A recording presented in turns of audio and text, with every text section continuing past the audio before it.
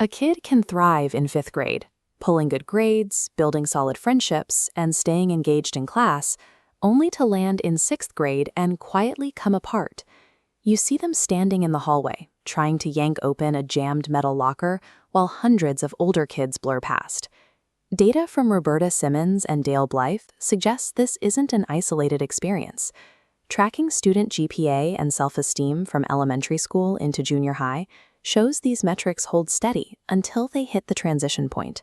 Then, the numbers show a sharp decline.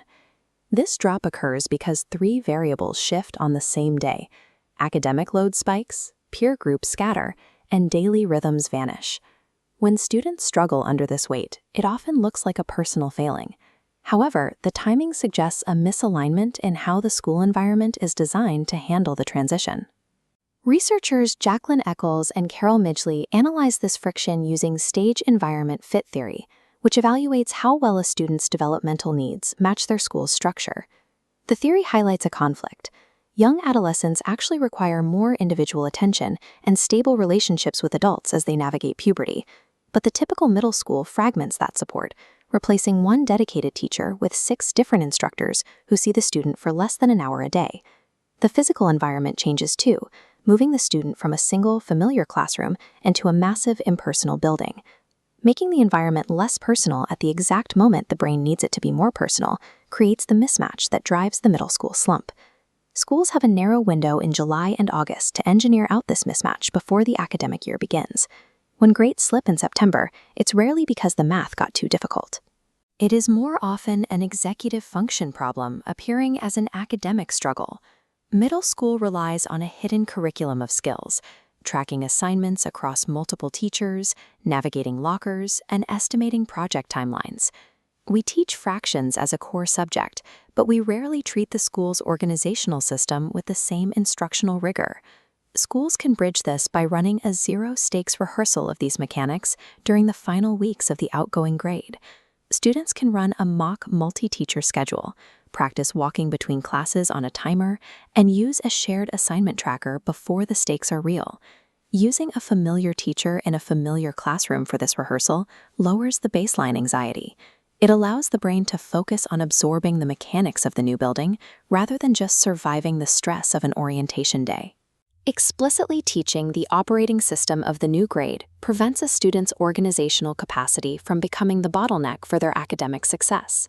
While the rehearsal handles the mechanics, schools also need to address the social shift and the loss of daily stabilizing routines. Robert Bloom's research on school connectedness shows that stable peer relationships are a primary predictor of emotional resilience. Yet school scheduling software often randomizes class assignments, breaking the social buffers a student needs during a difficult year.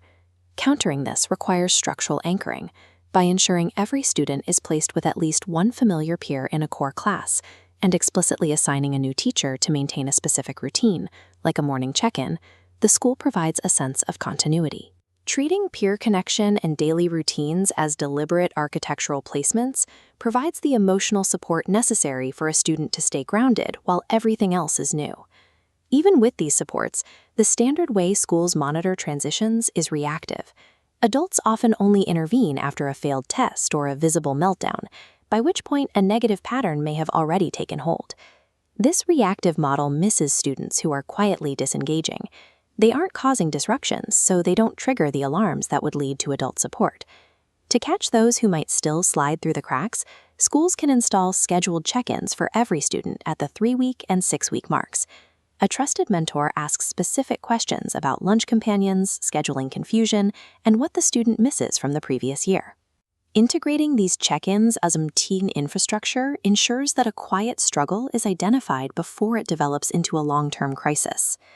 These interventions work together to address the specific shocks identified in the research.